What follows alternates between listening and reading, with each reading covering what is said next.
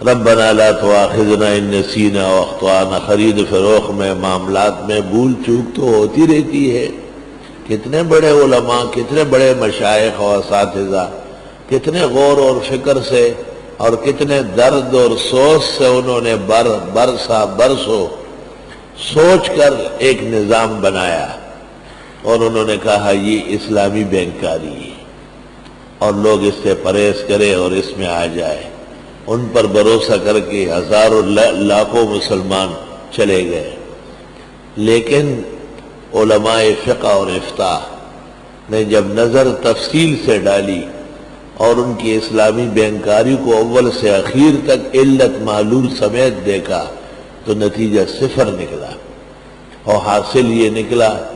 کہ اتنے اخلاص اور خیر خواہی کی نیت کے باوجود جس نظام کو جائز اسلامی نظام کہا گیا وہ خالص سودی نظام کا ہی ایک برانچ ہے، بلکہ کئی وجوہ سے اس سے خراب ہے۔ اس لیے کل 400 فقہا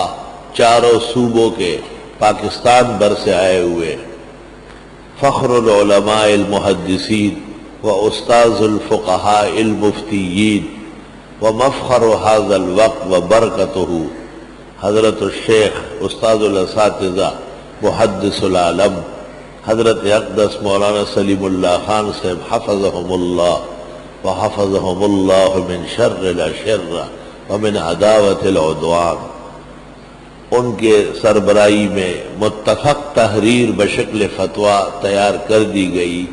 اور اس میں واضح کر دیا گیا کہ پاکستان میں کسی جگہ کہیں بھی اسلامی بینکاری موجود نہیں،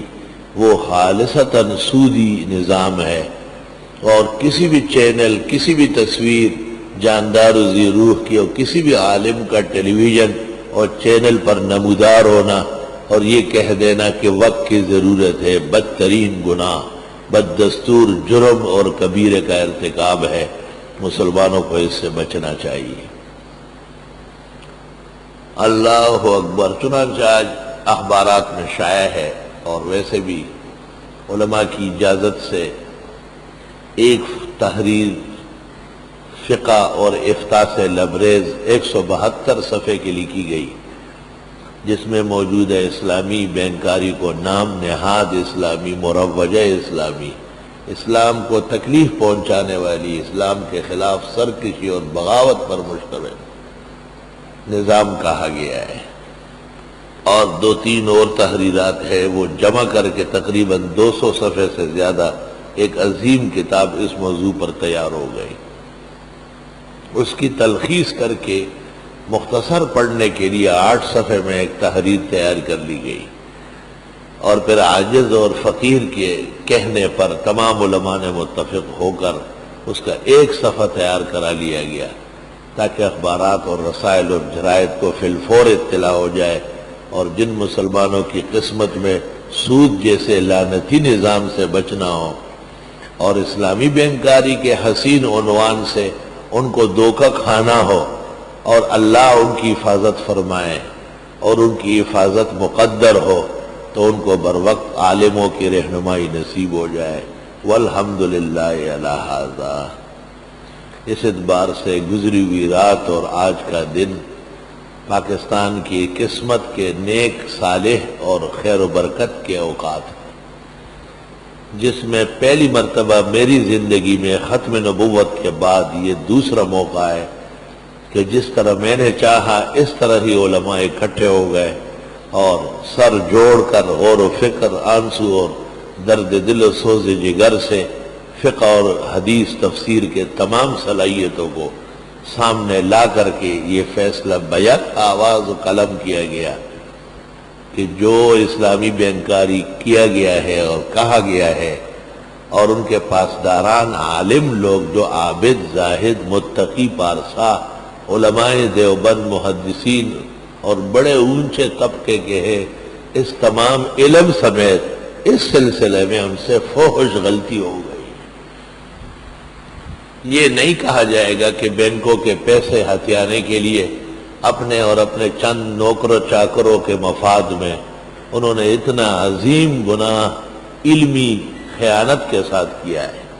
اس کہنے کی اجازت نہیں ہے۔ یہی کہتا ہوں اور سب کہتے رہے اور ہمیشہ کہیں گے کہ پورے درد دل، سوز جگر، اخلاص کامل اور خیر خواہی کے تناظر میں بھی فقہ اور افتاء کے اصول کے پیش نظر، حلال و حرام کے قواعد کے پیش نظر، قرآن، سنت، اجماع اور قیاس کی روشنی میں جس نظام کو اسلامی نظام یعنی اسلامی بینکاری کہا گیا، کراچی سے لے کے پشاور، خیبر تک تمام کا تمام دروغ اور کذب پر مشتمل نکلا اور 100% غلط نکلا، اور اس کا مداوا کر دیا گیا۔ اب عوام کو اس کہنے کا کوئی حق نہیں کہ اس طرف سے کسی عالم کا نام لے کہ جی وہ بھی تو اس میں ہے۔ یہ بات تو کر لی ہم نے کہ اس میں لغزش ہو گئی۔ ہمیں ان کی عظمتوں سے اور ان کی علمی صلاحیتوں سے، ایمان کے اور اعمال کے اخلاص سے، اور اتنے عظیم ادارے کے سربراہ اور اتنے دنیا کے تعارف و شہرت کے بلبوتے پر یہ توقع ہے کہ وہ بھی سلف صالحین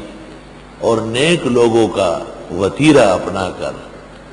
بغیر تاخیر کے اپنے اس نظام سے پیچھے ہٹیں گے، اور وہ اس متفقہ تحریر کی طرف مراجعات کر کے اس کو اپنے لیے سرمایہ نجات بنائیں گے۔ یہی اہل حق کی شان رہی، بخلاف اہل باطل کے کہ ایک دفعہ جو بات ان کے منہ یا قلم سے نکلی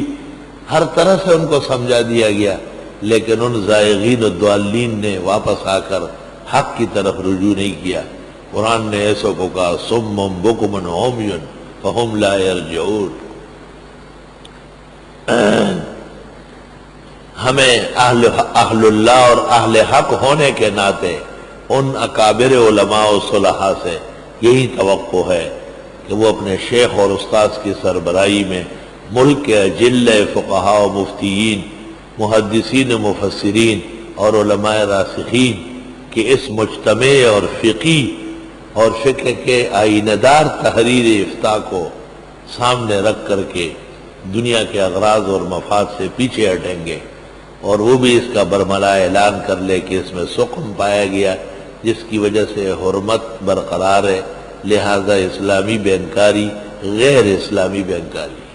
قطعاً ناجائز حرام اور گناہ اکبر الکبائر۔ ربنا لا تؤاخذنا ان نسینا واخطانا، یہی تو معافی مانگ رہے ہیں، یا اللہ ہمیں نہ پکڑ